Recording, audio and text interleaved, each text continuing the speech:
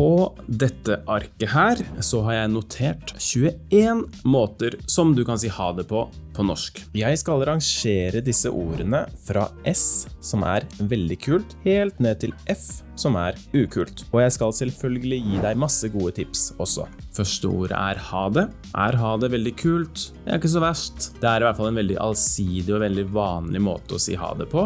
Den kan du bruke i veldig mange kontekster. Den passer egentlig overalt til enhver tid. Så ha det, den er bra. Vi setter den på B. På nivå B. I samme slengen så tar vi med andre former for ha det. Ikke sant? Vi sier ofte ha det bra, ha det fint, ha det godt, og så videre. Det er litt samme greia. Jeg setter den også på nivå B. Og så har vi hei, hei. Og da mener jeg ikke hei som når vi møter noen, men hei som i ha det. For det er faktisk egentlig ganske vanlig, særlig når man snakker på telefon. Den er grei, hei. Jeg har aldri vært spesielt fan av det. Jeg liker det ikke. Jeg setter hei på nivå D. Og så har vi kommet til snakkes. Snakkes. Den liker jeg. Den bruker jeg ganske ofte. Jeg synes den er ganske kul. Den er jo litt uformell, så jeg ville kanskje ikke ha brukt den på et jobbintervju, for eksempel. Men jeg liker den. Vi setter snakkes på A. Og så har vi sjalabais. Sjalabais, det er jo et litt rart ord. Det er ikke veldig vanlig. Noen bruker det kanskje litt sånn på tull, når de skal tulle. Jeg synes ikke det engang er gøy, så jeg setter sjalabais på E. Og så har vi kommet til en litt ny variant, kanskje. Vi chattes. Den hører jeg ganske ofte. Gjerne hos folk kanskje under 25. Vi chattes da. Chattes. Det er litt sånn, kanskje litt sånn kebab-norsk, eller multietnolektisk norsk, som det egentlig heter. Vi chattes. Ok, hvis du er under 25, så kan du bruke den, men hvis du er over, så nei. Jeg har skrevet C, men jeg tror vi må sette vi chattes på D. Neste er tudeloo. Tudeloo, den er litt rar. Tudeloo, med sånn høy stemme, litt sånn falsett. Nei, den er ikke vanlig. Nei, kanskje litt sånn selvironisk. Eller hvis du er en sånn veldig fin frue fra et fint strøk, over 60 kanskje. Tudeloo. Nei, ikke bruk tudeloo. Vi setter den på D. Den her, den som kommer nå, den er veldig vanlig faktisk. Det er morna, morna. Legg merke til at når vi sier morgen, bare morgen, så er jo det hei. Men hvis vi sier morna, så er det faktisk ha det.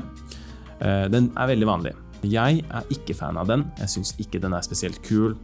Morna, den må vi sette på D. Så har vi ses, bare ses. Ses. Jeg liker den. Jeg bruker den ganske ofte. Vi setter ses på A. Og så har vi farvel. Farvel. Farvel, det er en litt sånn formell måte å si ha det på. Den bruker vi egentlig kanskje bare hvis man sier ha det til noen som man aldri kommer til å se igjen. Det er kanskje litt sånn alvorlig, litt sånn trist, så jeg setter farvel på E. Og så har vi preikes. Preikes. Preke, det betyr egentlig å snakke, eller når presten snakker til menigheten sin, så er jo det å preke. Det er en variant av snakkes. Den er ikke så verst, det hender at jeg bruker den. Vi setter den på C, vi preikes. Vi tar med en annen variant av den, som er prekas, med litt sånn Østfold-dialekt, altså den dialekta de snakker i Østfold. Vi prekas. Litt, ja, kanskje være litt, den kan være litt morsom å bruke. Du kan bruke den selv om du ikke er fra Østfold, men da snakker du egentlig litt sånn Østfold-dialekt da. Vi setter den også på C. Og så har vi ses. Vi ses. I stedet så hadde vi jo bare ses. Ses. Nå har vi ses. Den bruker jeg også ganske ofte. Den er heller ikke nødvendigvis så veldig uformell. Man kan bruke den i litt formelle sammenhenger også. Vi ses. Den er fin. Vi setter den på B. Og så har vi ha det på badet. Ha det på badet. Det er bare barn. Barn som sier det. Selv barn synes ikke det er kult. Ja, vi setter den på D. Så tar vi med en variant av den som er ha det på badet, din gamle sjokolade. Jeg setter den på E. Og så har vi adjø. Adjø, det ligner veldig på farvel. Det noe man sier hvis man skal si ha det til noen som man aldri kommer til å se igjen, eller som man kanskje ikke kommer til å se igjen på veldig lenge. Adjø, vi setter den på E. Og så har vi på gjensyn. På gjensyn, det betyr liksom litt det samme som vi ses, altså until next time på en måte. På gjensyn, den ikke så veldig vanlig, den høres kanskje litt formell ut, så jeg setter den på D. Så har vi en litt rar en, det snakes. Ok, we snakes. Det kommer fra snakkes, og så skal man liksom uttale snakkes på en litt sånn engelsk måte da. Snakes, den må vi sette på F. F, det det minst kule man kan si. Ok, vi har talast. Talast og tale, det jo et synonym for å snakke. Og talast, det da vi snakkes. Den på en måte litt nynorsk nær da, kan man si. Brukes sikkert både på Vestlandet og andre steder. Noen østlendinger bruker det også, men det på en måte litt som prekas, altså man på en måte tar inn en dialekt som man egentlig ikke har. Talast. Du kan bruke den, tror ikke jeg bruker den, egentlig, så vi setter den på C.